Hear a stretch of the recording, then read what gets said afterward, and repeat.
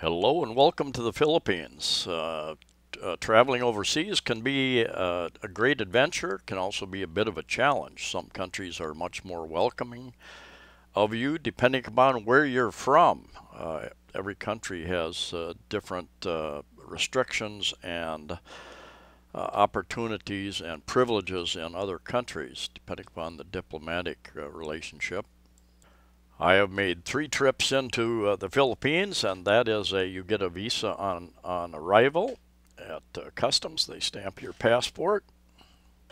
My passport was issued from the USA, and I've got about, I think, 7 years left on my passport. Many countries require you to have at least 6 months on your passport before they will allow you in. Depending upon what country you're from and what country you're planning on visiting, you may be allowed in with a passport, and they may stamp your passport with their visa stamp on arrival. Uh, Not all countries do that. I'm from the USA. My passport is from the USA. I can come into the Philippines and I think about 160 or 70 other countries and get a visa stamped upon arrival. I recently went to Vietnam and I had to apply for a visa ahead of time.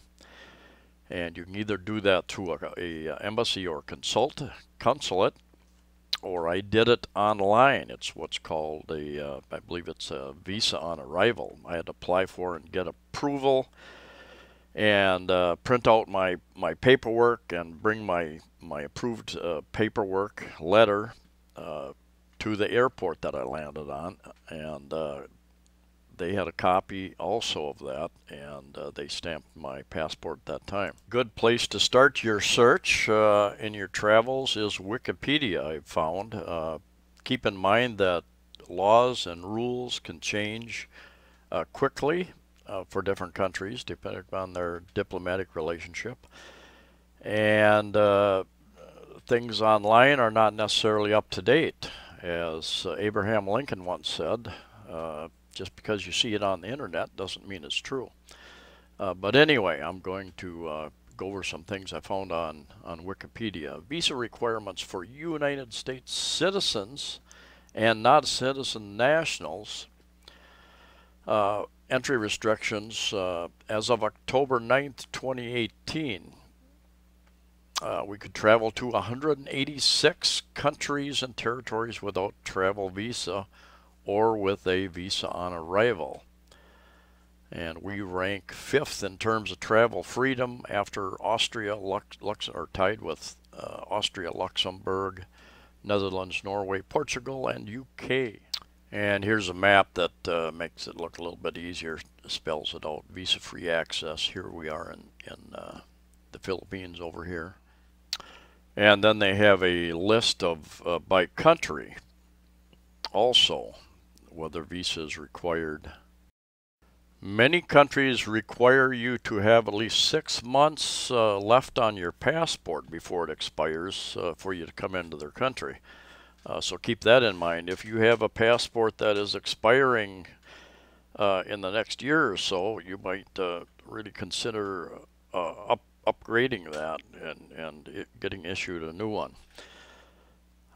Takes a little time. When I sent mine in originally, I wanted to have my full 10 years when I come over to the Philippines, so I didn't have to mess with it for 10 years. And I sent it off, and in fact, I was in. I got a note from my daughter that I got it in the mail that I got 2 passports back. They didn't just send one, so they sent the old one and the new one with, I think I ordered like 50 pages or the maximum number of pages you can get. I think with more and more international travel, you're going to see more rules changing more quickly. In fact, I just read that in, I believe, 2021, Americans, U.S. citizens traveling to Europe are going to have to fill out and apply for some type of approval before they go to Europe. So it is just with this age of international terrorism, things are getting more and more strict and controlled. Some countries are much more lenient than others. They may give you 90 days or 120 days. Philippines gives you about 1 month, 28 days, I believe, and then you have to renew your visa before that time or leave. You also have to have an ongoing ticket.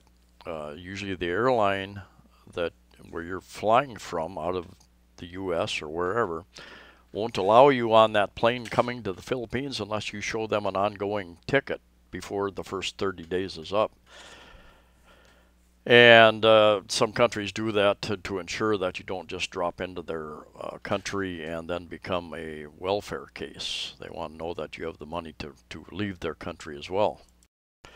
You can renew your visa at immigration offices in the Philippines for 1 month, for 2 months, or 6 months. I think the first time you renew it, you can only do it for 1 month. After that, you can do it for 2 months or 6 months.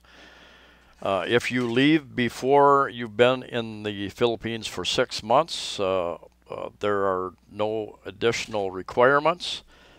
You will pay an 850 peso fee at the airport, terminal fee, to leave the country.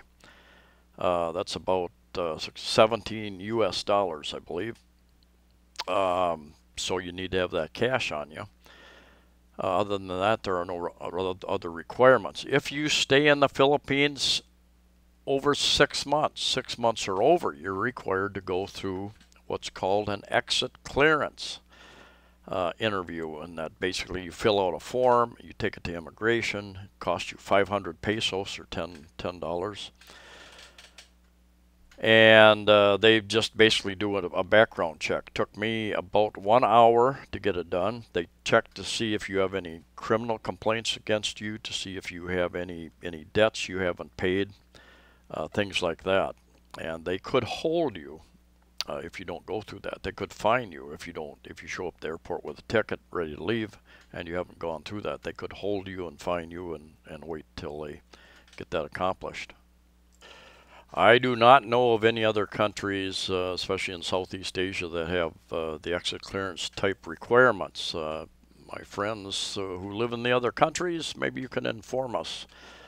My understanding, getting into several countries in Southeast Asia, Malaysia, Thailand, that type of thing, that you can show up with your passport and get a visa stamp for an initial amount of time.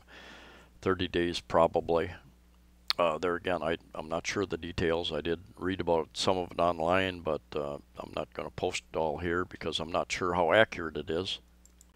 And again, don't overstay your visa anywhere. I met an American lady some years ago who had been in Australia and overstayed her visa. She was kicked out of Australia, and she told me that she was not allowed to return there, so you could be banned for life. Vietnam has what's called a visa on arrival form you can fill out. I went through an agency that processed the forms. I filled it out online, sent it in online. It took about 3 days, and I got this letter back stating that I was approved for a visa on arrival. Now I had to take this official document, and I had 2 other forms, and this lists like 14 different people on one letter, and that's allowed in Vietnam. I paid 17 US dollars for this agency to take care of this for me. I did read that there's some scams out there, so you need to be careful who you're dealing with. But anyway, it all worked for me. I brought this copy and then the other 2 pages, one of which listed all of our names, and I brought that to the customs office in Vietnam where I landed. And you have to do that, I think, at 4 international airports you can do that, and 1 or 2 land crossings, possibly. I'm not absolutely positive about that. And there again, things can change, so you need to be aware of what the recent rules are. And then it cost me 25 US dollars for a 30-day single entry visa. You can get a 30-day multiple entry, or you can get a 60-day single or multiple entry visa. Each one costs a little bit more than the other one. I do suggest that you carry copies of important things, copies of your passport, main page, and at least the last stamp in there, so you can prove where you've been. I've been told by people in Thailand that if you rent a motorbike, they often ask for you to leave your passport, and oftentimes some places will allow you to leave copies of your passport. So I would really rather not give anybody my passport. Many hotels will ask for your passport, and they will hold it. If you have a copy instead, that may suffice, because it's easy for them to forget and for you to forget when you're leaving in the rush of things to pick up your passport. So if they only have a copy, that limits the damage somewhat. Copies of your driver's license, other important documents you might carry with you. It could also be beneficial to have copies and or emails of all your itinerary, your tickets, those types of things that you've purchased. I know at airports, I usually print out my ticket information, and that gets me into an airport and up to the ticket counter. I've noticed many people just show the people the email they have with the ticket information. That gets them the same thing. But if you lose your ticket, at least you still have it on your electronic device.